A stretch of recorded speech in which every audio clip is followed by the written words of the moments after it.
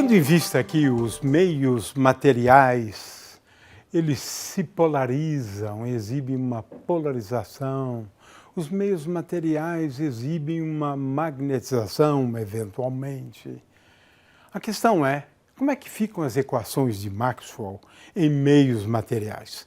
Esse é o tema desta aula, equações de Maxwell em meios materiais. Vamos escrever as equações de Maxwell para materiais dielétricos, depois escrever as condições de contorno para esses materiais dielétricos. Na terceira parte da aula, materiais magnéticos, as equações de Maxwell, quando nós estamos falando de materiais magnéticos, e as condições de contorno para materiais magnéticos, quando a gente leva em conta os materiais, né? Eu quero dizer o seguinte,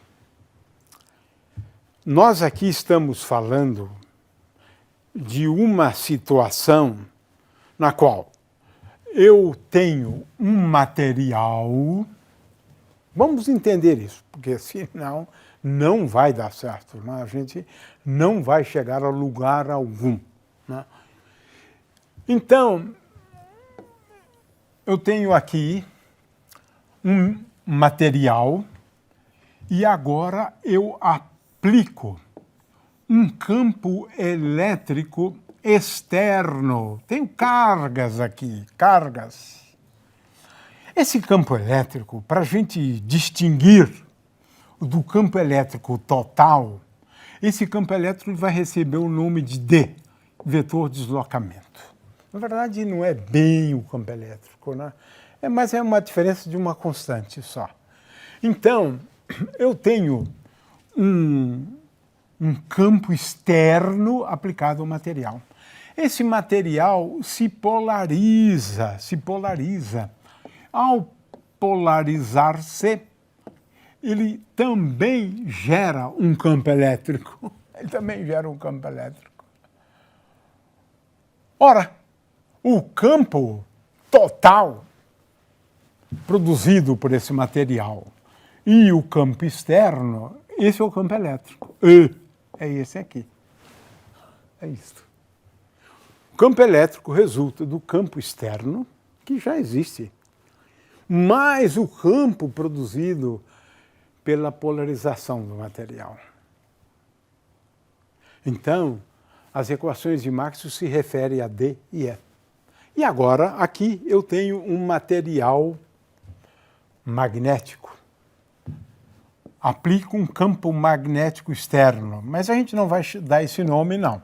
Nós vamos dar um nome para esse campo de H, de intensidade magnética, H.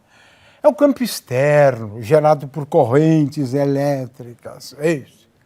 Agora, esse material, ele vai se magnetizar. Ao se magnetizar, ele gera um campo magnético.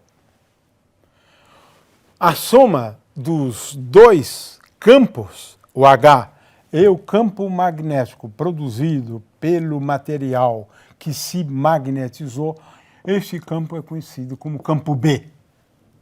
Campo magnético. São dois tipos de campos. Então, temos que entender isso de saída, né? Eu tenho um campo externo e tem a reação do material ao campo externo. Ele se magnetiza ou ele se polariza, né? E agora eu tenho a contribuição do campo externo e o campo gerado pelo material. É isso. E as leis de Maxwell são escritas para esse campo, para esse campo, para esse campo, para esse campo. É curioso. É curioso. Agora eu tenho quatro leis. Uma para esse, outra para esse e outra para esse. É isso. É bem interessante isso, mas assim é. Muito bem explicado isso, vamos lá. Não vou agora repetir o que a gente já sabe, vou aqui bem rápido, né? Quando eu aplico um campo externo, o material há de se polarizar, né? Então, ele tem uma polarização, que pode variar de ponto a ponto ou pode ser uniforme, né? Uma polarização uniforme leva, como já vimos, a cargas superficiais, né, de polarizações. E essas cargas de polarização, a gente acabou já mostrando que elas são dadas, né, essa densidade de cargas de polarização e essa densidade de cargas de polarização, elas são dadas por P escalar N. Então, se eu conheço a polarização, eu tenho uma distribuição superficial de cargas, tendo em vista a existência da polarização, de acordo com essa figura aqui. É como se a gente apagasse isso, olha só o que acontece. Ficam cargas positivas e negativas, né, nas superfícies. Então, eu tenho praticamente uma distribuição de cargas superficial. Mas tenho também, para garantir que a carga de polarização total é igual a zero, deve surgir também, muitas vezes, uma densidade volumétrica de cargas de polarização. E essa densidade volumétrica de carga de polarização é igual a menos divergente, aqui faltou uma setinha, divergente de P. É isso. Então, se eu tenho uma polarização, eu tenho dois tipos de distribuições de carga. Uma volumétrica de cargas de polarização. Uma volumétrica e uma outra superficial, né? Muito bem, e agora? Como é que ficam as equações de Maxwell? Vamos lá. Vamos lá.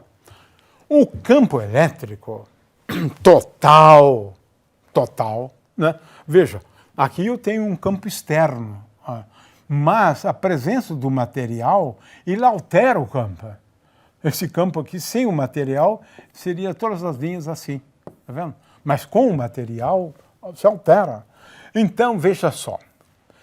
O campo elétrico, ele pode ser escrito, o divergente dele, é igual à carga total, incluindo a carga de polarização, né? Veja, densidade de carga elétrica total. Uma densidade de cargas existentes numa certa região do espaço e cargas que foram induzidas pela polarização.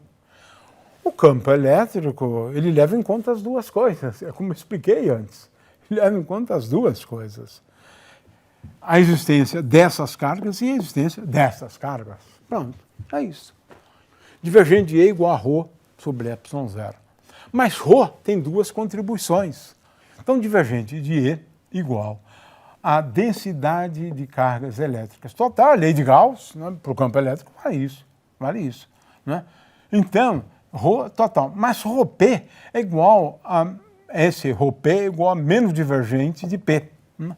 Então, veja só, ρ total é igual a ρ mais, ou no caso menos, divergente de P. Passo o divergente de P para o outro lado e olha só como fica a equação de Maxwell agora. Divergente de E mais P sobre ε0 é igual a ρ sobre ε0. Pronto. É sempre verdade isso aqui. Veja, quando eu tenho a polarização, é assim. A lei de Gauss. Mas agora a gente observa uma coisa interessante. Mas se eu levar em conta só as cargas externas ao material que induzem a polarização, eu agora posso escrever uma equação só para essas cargas. Para isso, eu defino um novo campo, né, conhecido como vetor de deslocamento. Olha só, o vetor de deslocamento é esse vetor que aparece aqui, do divergente. Está vendo? E agora eu faço uma outra coisa. O D, né, ele é igual a ε0 E mais P de R. P de R. Parece que ele é muito complicado, mas ele não é complicado. Ele é muito simples. A gente já vai ver por quê. Eu defino D assim, e agora olha só como fica a equação de Gauss. Olha só. A equação de Gauss é divergente de D igual a ρ. Simplificou, porque sumiu até esse ε0 aqui, porque esse D é ε0 vezes Z. Né? ε0 vezes Z. A lei de Gauss, agora, é uma lei expressa em termos desse vetor de deslocamento, que é dado por essa soma. É claro que essa lei é simples, porque ela só envolve as cargas elétricas que estão no espaço. Só. Mas o campo que importa é o campo E, na verdade. Né? Mas a lei, em termos desse vetor D, ela é simples, ela é bem simples. Né? Porque só envolve essa densidade de cargas, digamos, reais, né? E não de polarização. Porque as cargas de polarização, elas aparecem como uma consequência da existência dessas cargas reais. Né? Muito bem. E, claro, se eu não tenho essa distribuição de cargas, é divergente de D igual a zero. Né? Mas, veja só, nós vamos então agora escrever a equação, e essa é a equação de Maxwell no meio material. Que é essa equação? O que eu estou querendo destacar é só esta equação, né? Divergente de D igual a ρ. Essa é a equação de Gauss, é uma das leis de Maxwell no meio material. Eu escrevo uma equação para D, mas o meu interesse mesmo, aqui entre nós, é o campo elétrico. Porque é esse que, de fato, se eu colocar uma carguinha ali, carga Q, ela vai experimentar a ação de uma força que é OQ vezes Z. Mas a gente vai voltar a esse ponto depois. Né? Então, vamos lá. Uma outra forma de escrever esta lei é usando o teorema de Gauss. Né? Considero aqui uma integral de volume desse lado, integral de volume desse lado. Aqui eu tenho a carga total. E aqui eu tenho o fluxo de D. Na verdade, aqui é fluxo de D. Né? Se for o campo elétrico, é verdade. Se for o fluxo de E, é igual a carga total dividido por ε0. No entanto, em relação ao vetor D, a lei de Gauss se escreve fluxo. Né? Fluxo de D, ou seja, a integral ao longo de uma superfície fechada, D escalar ds, é igual à carga total no interior da superfície. Sem o ε0, porque ele foi absorvido lá. Então, eu posso escrever, né, a lei de Gauss sob esta forma, né, ou sob a forma integral, fluxo de D igual a Q. É uma outra forma, Q é a carga total no interior da superfície considerada. Né? Muito bem, então essa é uma outra forma. Existem materiais, né, para os quais você pode escrever, esses materiais são lineares e isotrópicos. A gente pode escrever que a polarização ela é proporcional ao campo elétrico. Essa constante de proporcionalidade se escreve como Q vezes ε0, que é a susceptibilidade elétrica do meio material. Agora, D é igual a ε0 vezes 1 mais Q vezes Z. Ou D é igual a epsilon, né, que é a permissividade do meio, né, vezes Z. E essa permissividade do meio dividido por ε0 é o que nós chamamos de constante dielétrica, né, que é uma constante que caracteriza o meio. E a constante dielétrica é simplesmente dada por 1 mais a susceptibilidade elétrica do meio material. E isso é difícil calcular, mas muitas vezes é fácil calcular, aliás, é fácil determinar experimentalmente. Difícil calcular, mas fácil de determinar. O fato é que a constante dielétrica é uma constante fundamental, né, do eletromagnetismo, né, ou a permissividade do meio. É a mesma coisa, porque essa é igual a epsilon sobre ε0, né? E aqui eu tenho uma tabelinha de constantes dielétricas. Observe a água. A água tem uma constante dielétrica enorme, né? Mas é uma grandeza, então, adimensional, né? A grandeza adimensional é 80, é muito grande, o gelo é maior ainda. E aí temos a parafina com 2, né? O metanol 33. É uma questão de determinar experimentalmente.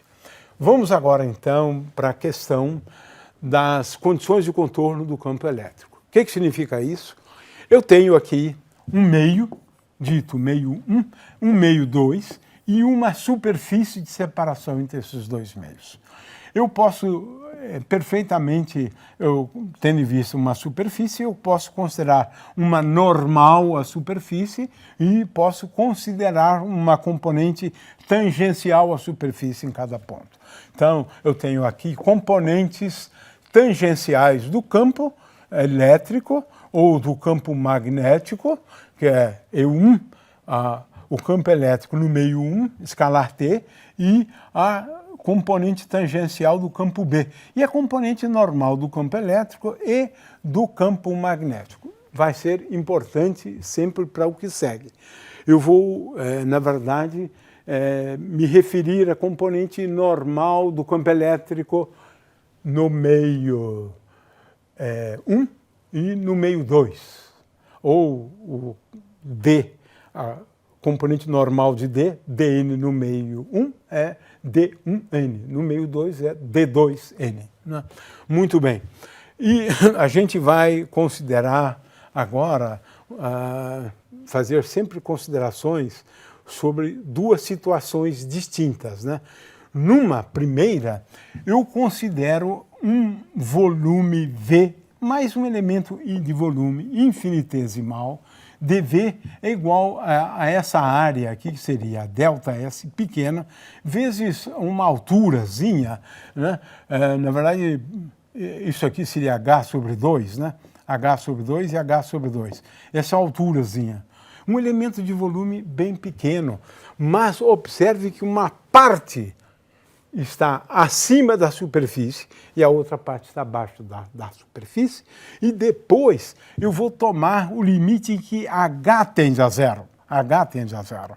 A metade está acima daquela superfície separando os dois meios e a outra metade abaixo. Então, isso é importante. A outra coisa que nós vamos fazer é um integral de caminho, onde o caminho ele vai ter um comprimento L, mais pequeno, poderíamos chamar aqui de dl, e agora aqui um elemento de caminho dl, aqui ΔH, né, mais um ΔH aqui, L para cá e L para cá, e ΔH para cá. Ou seja, um elemento de caminho de tal maneira que o percurso total é dl mais dl, mais 2 vezes ΔH aqui, 2 vezes ΔH aqui. No final, vamos fazer ΔH tendendo a zero. Muito bem, então como é que eu faço? Eu utilizo agora a primeira lei de Gauss, né? Veja que a integral do fluxo do campo D através dessa superfície aqui, né? A integral do fluxo do campo D através dessa superfície. Quando eu considerar o H tendendo a zero, quando eu tomar H tendendo a zero, é o equivalente a transformar isso numa panquecazinha, né? Com uma superfície se aproximando da outra. Portanto, o fluxo através dessa superfície não dá nenhuma contribuição. Eu tenho fluxo só através dessa superfície e dessa superfície. E levando em conta, então, a definição, né, de fluxo, eu tenho aqui que isso é dado por D1N menos D2N vezes dA. E quando eu faço também esse ΔH, né, tender a zero, eu só vou pegar a densidade de cargas superficial. Eu tenho aqui a superfície, pego a densidade de cargas superficial. Portanto, eu tenho aqui a primeira condição de contorno. D1N menos D2N. D1N é componente de D no meio 1. D2N é componente de D no meio 2, é igual a sigma. Ou, em termos do campo elétrico, essa é a condição. Finalmente, para outra condição de contorno, agora do campo elétrico, eu considero aquele caminho lá, agora estou chamando esse H aqui, H aqui, H aqui, né? L, o comprimento, né? E eu vou fazer essa integral de caminho aqui, né? Agora, o que a gente faz? Eu sei, né, que a integral de E escalar dl é igual a menos dB dt, né, de integral ao fluxo de B. Esse fluxo de B, quando H tende a zero, né, isto aqui vai tender a zero, né, porque eu agora estou considerando uma superfíciezinha, quando eu considerar esse lado que tender a zero, isso aqui tende a zero também, porque essa área tende a zero, né? Esse caminho onde nós estamos chamando isso aqui de H, né? Quando H tende a zero, né? Então esse lado aqui é igual a zero, e aqui eu tenho agora essa integral desse lado aqui, integral de caminho desse lado e desse lado, é desprezível, eu tenho, portanto, E1t menos E2t vezes L, né? E1t menos E2t. Então, essa é a condição de contorno do campo elétrico. Vamos agora aos materiais magnéticos. Os materiais magnéticos exibem uma magnetização, como nós já dissemos antes. Esse vetor de magnetização pode depender de um ponto para o outro, pode ser também uma constante, pode ser também uma grandeza que existe só ao longo de uma determinada superfície. A gente vai ver isso daqui a pouco. Lembrando que o potencial vetor pode ser escrito, pode ser determinado quando eu tenho a magnetização sob esta forma aqui. Muito bem, agora são contas e não vou realmente repetir aqui, mas isso está tanto nas transparências quanto depois, né? Fazendo uma série de manipulações aqui com esse rotacional, etc., é possível mostrar, né, que o potencial vetor pode ser escrito sob a forma de dois termos, né? E esses dois termos podem ser escritos da seguinte forma. Em primeiro lugar, o rotacional de M. Olha só que coisa interessante. Aqui aparece o rotacional de M, né? E a gente chama esse rotacional de M de J de magnetização. Densidade de corrente de magnetização. É claro que aqui existe uma certa manipulação, eu manipulei, né, e mostro que isso é verdadeiro. E, além disso, né, tenho mais um termo que é M vetor N. Então, M vetor N nós identificamos com uma densidade de corrente de magnetização superficial, só na superfície. Só na superfície, nessa superfície. Então você tem uma densidade de corrente de magnetização associado ao rotacional da magnetização do material, né? Quando eu tenho uma magnetização não uniforme, ela, na verdade, gera uma corrente de magnetização, como a gente vê aqui por essa figura, né?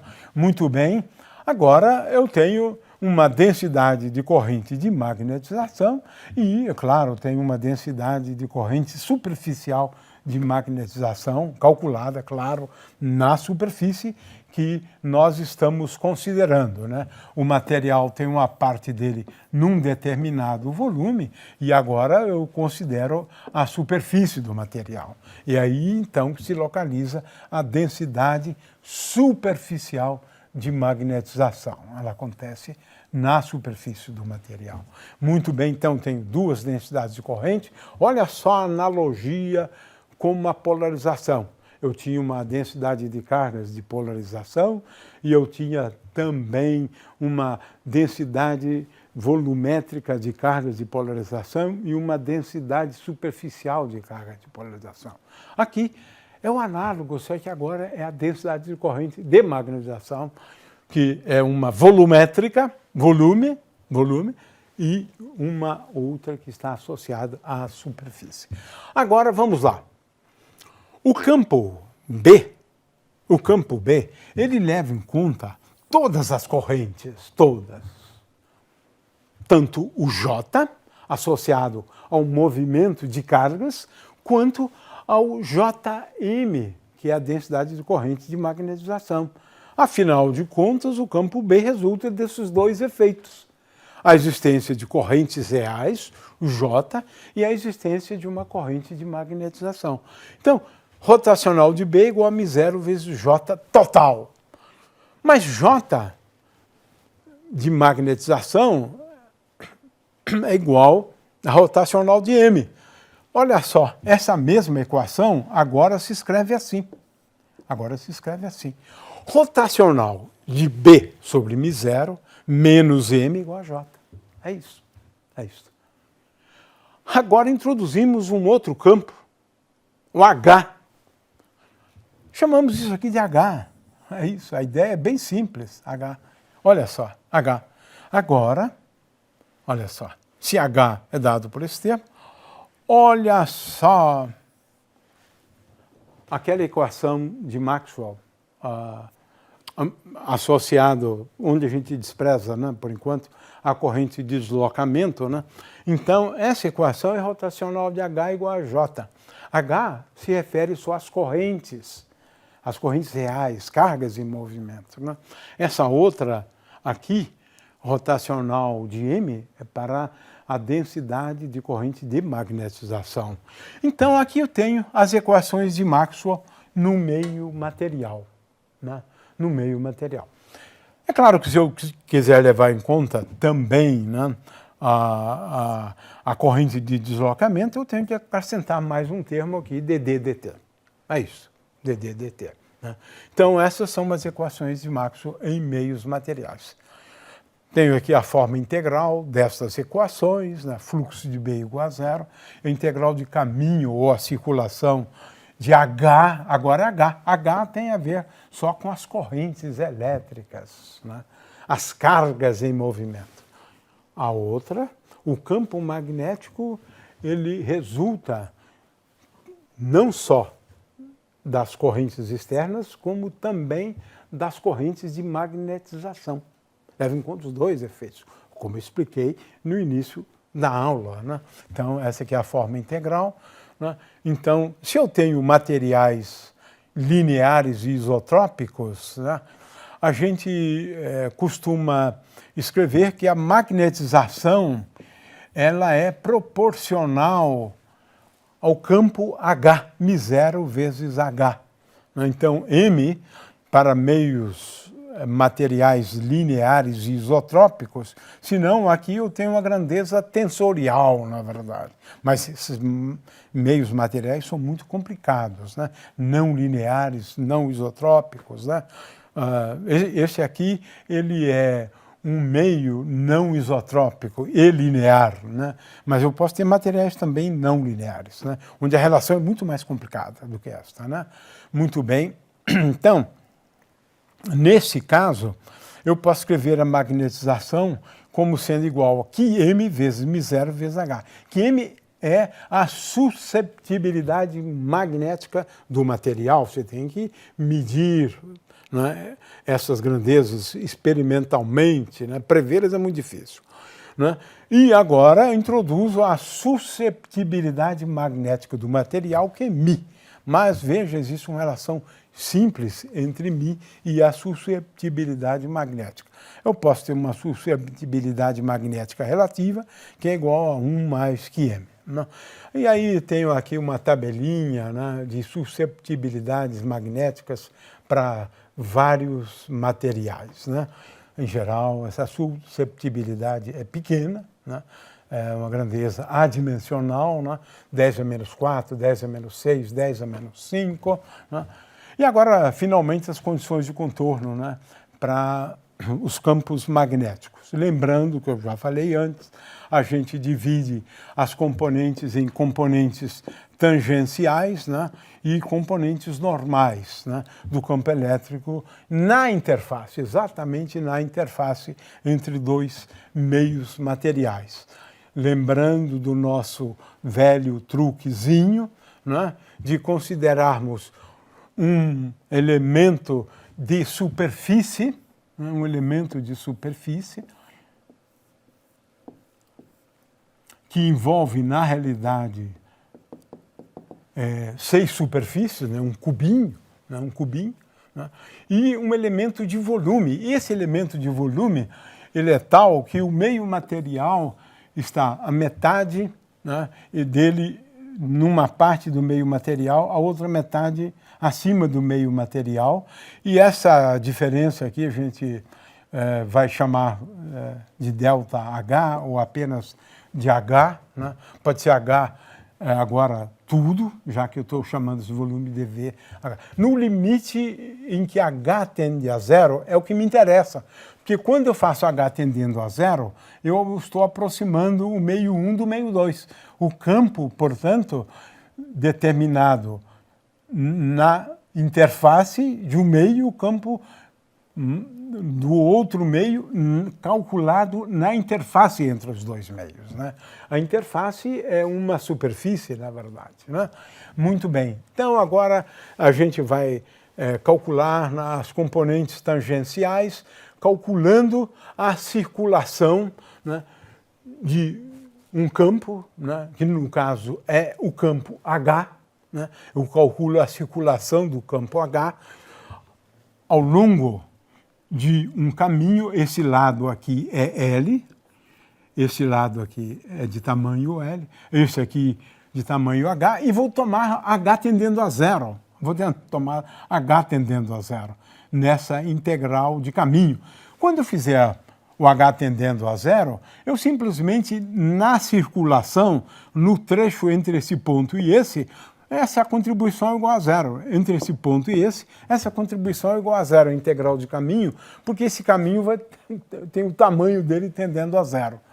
Isto posto, vamos agora considerar a circulação do campo H através daquele caminho fechado, um caminho que vamos designar aqui por gama.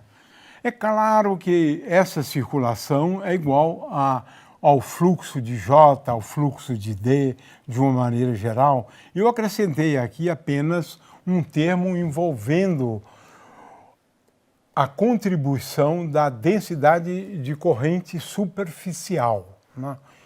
Ora, no limite em que H tendendo a zero, essa altura aqui tendendo a zero, essa altura tendendo a zero, a contribuição dessa parte desses dois caminhos aqui tende a zero. Portanto, a integral de H escalar dl ao longo do caminho, uma vez que na primeira parte do caminho o sentido do caminho do dl é esse, e na segunda parte é com sinal negativo, eu tenho então que a circulação no limite em que H tende a zero é igual à diferença de H1T menos H2T, lembrando que a interface está aqui, né? H1T menos H2T é igual a JS, porque é o único termo que sobrevive daqui. Este termo aqui tende a zero, já que eu estou considerando uma superfície cuja área tende a zero. Aqui também, uma superfície cuja área tende a zero. Então, aqui essas duas contribuições tendem a zero e fica apenas essa. Então, esta é a condição de contorno para o campo H. Claro que eu posso também escrever, né, essa condição de contorno para materiais lineares e isotrópicos, né, sob esta forma aqui. Essa é uma outra maneira de escrever as condições de contorno. As condições de contorno do campo magnético, elas são mais simples de serem deduzidas, né? Por quê? De novo, eu sei que a integral, ou melhor, que o fluxo do campo magnético através de uma superfície fechada, que é essa superfície aqui, né? Essa superfície aqui, né? Através de uma superfície fechada, né? É igual a zero, é igual a zero. Essa superfície, por outro lado, se a gente olhar bem, ela tem, na verdade, 6 contribuições. Essa contribuição dessa superfície quando eu considerar esse lado tendendo a zero, essa contribuição tende a zero. Então eu não preciso me preocupar, né, com esses termos, já que eu estou considerando a altura tendendo a zero. É claro que eu sempre estou chamando a atenção para isso, né, é que a interface entre esses dois meios está aqui. Né? Está aqui. Não dá uma visão aqui tridimensional, mas a interface está ali, né, entre esses dois meios. Né? Como isso aqui é igual a zero e como a integral do fluxo é apenas B1N, né, que é o B, a componente normal do campo B no meio 1 e a componente normal do campo B no meio 2, B1N menos B2N dA, considerando esse elemento de área infinitesimal, mas isso a gente sabe que é igual a zero, porque é divergente de B igual a zero. Logo, B escalar ds, qualquer que seja a superfície, igual a zero. Concluímos, portanto, que a componente normal do campo B é sempre contínua. B1N é igual a B2N. Né? Eu quero, então, recapitular da seguinte forma. A componente tangencial do campo elétrico é sempre contínua. E1T igual a E2T. O campo D pode ser descontínuo, como no caso, por exemplo, dos condutores, né? Porque se existe uma distribuição de cargas na superfície, o campo D é descontínuo, D1N menos D2N igual a sigma. Sigma é densidade de carga superficial. O campo magnético, a componente normal dele é sempre contínua. B1N igual a B2N. Já o campo de intensidade magnética, H, a componente tangencial dele pode exibir uma descontinuidade se nós tivermos uma densidade de corrente superficial. Essas são as condições de contorno, né? E o que nós queríamos apenas ao encerrar essa aula dizendo que a partir dessa aula terão outros professores, os professores Oscar Ébolo e Fabiano.